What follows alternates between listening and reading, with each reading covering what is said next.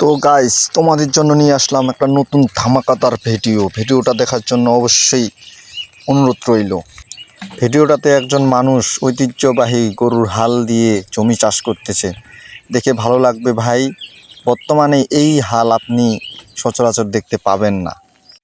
আমার বাবা একজন কৃষক, সকালবেলা শুনলাম আমার বাবা হাল নিয়ে আসছে জমিতে, আমিও চলে আসলাম আমার বাবার পিছে পিছে।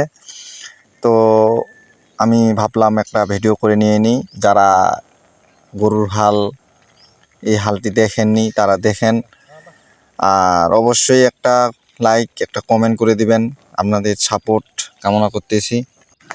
আর হ্যাঁ, যদি আপনাদের আশেপাশে এরকম গরুর হাল থাকে তাহলে অবশ্যই কমেন্টে বলবেন কোন জায়গা থেকে বলতেছেন।